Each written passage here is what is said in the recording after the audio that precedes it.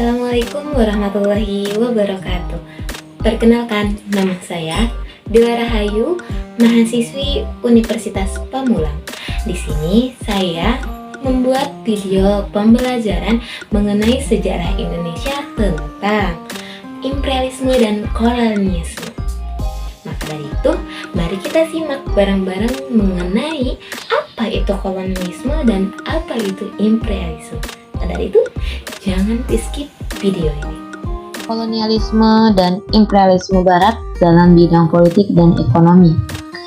Imperialisme adalah suatu sistem politik yang tujuannya adalah menjajah bangsa atau negara dan lain untuk memperoleh kekuasaan dan keuntungan secara sepihak yang jauh lebih besar.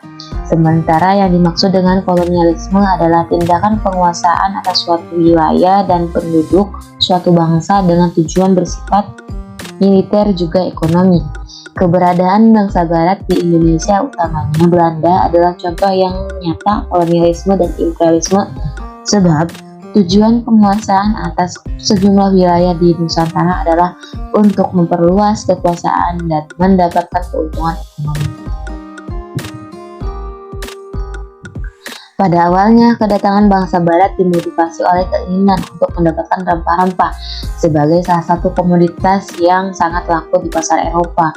Keinginan bangsa Barat untuk menjelajahi dunia baru di kawasan timur, termasuk Indonesia, didorong oleh motivasi 3G, yaitu gold, glory, dan gospel, kekayaan, kejayaan, dan penyebaran agama.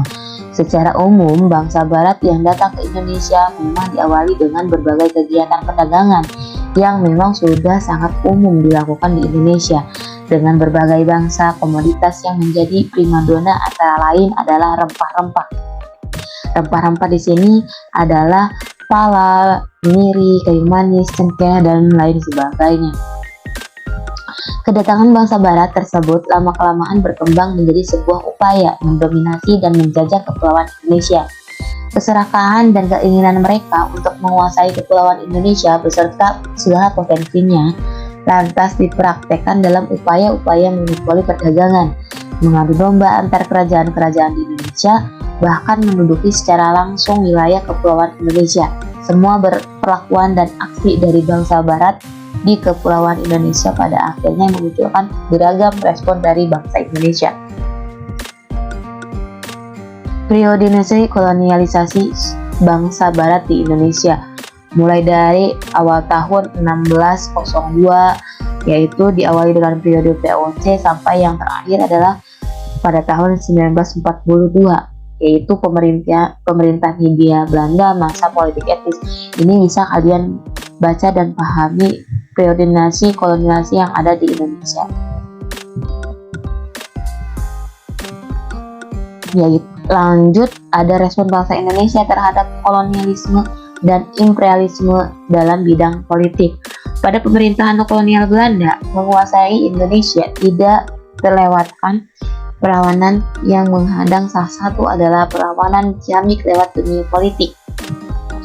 Kebanyakan rakyat bergerak melalui organisasi dalam maupun luar negeri. Masa pergerakan nasional di Indonesia ditandai dengan berdirinya organisasi-organisasi pergerakan. Masa pergerakan nasional yaitu diawali dengan 1908 sampai 1942, dibagi dalam 3 tahap berikut, yaitu masa penyusunan, yaitu pada tahun 1908 sampai 1920. Berdiri organisasi seperti Budi Utomo, Sarekat Islam, dan Indonesia Partis. Masa radikal dan kooperasi 1920 sampai 1930. Berdirinya organisasi seperti Partai Komunis Indonesia atau PKI, Perhimpunan Indonesia atau PI, dan Partai Nasional Indonesia yang bisa disebut juga dengan PNI. Yaitu yang ketiga, masa moderat atau kooperasi.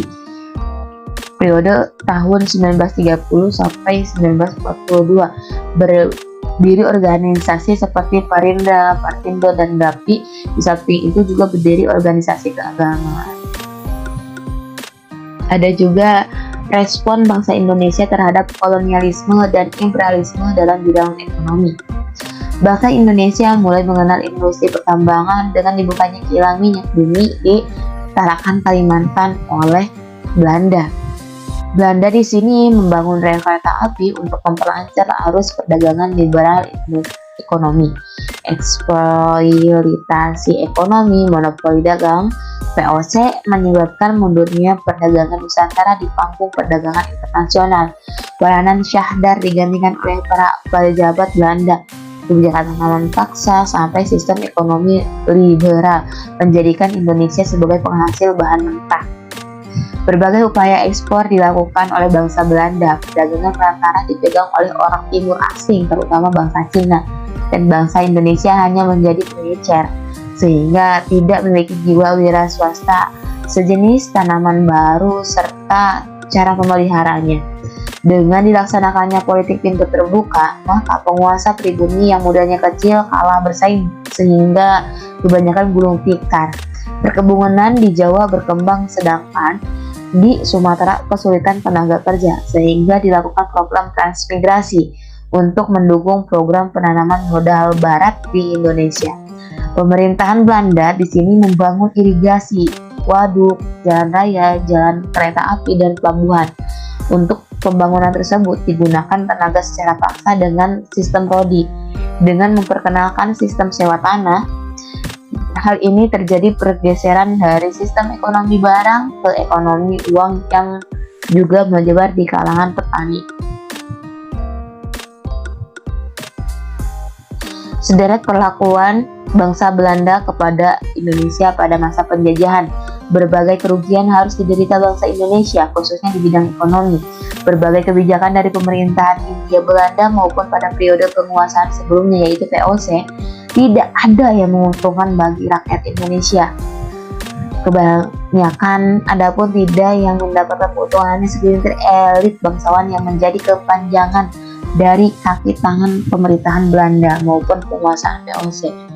Hal tersebut memancing berbagai respon yang muncul dari bangsa Indonesia, khususnya dalam hal bidang ekonomi. Perlawanan yang lahir dari penolakan terhadap sistem monopoli yang dilakukan oleh VOC maupun pemerintahan Belanda. Beberapa perlawanan terhadap sistem monopoli adalah perlawanan rakyat Maluku.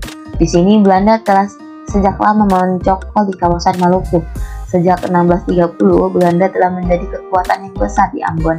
Demi menegakkan hegemoni mereka di kawasan perdagangan Indonesia, maka Belanda langsung berupaya untuk menguasai dan menduduki produsen rempah-rempah secara langsung, yaitu kawasan Maluku. Pada saat itu, kekuasaan di Maluku terdiri dari banyak para raja dan gubernur-gubernur yang satu sama lain seringkali tertikai.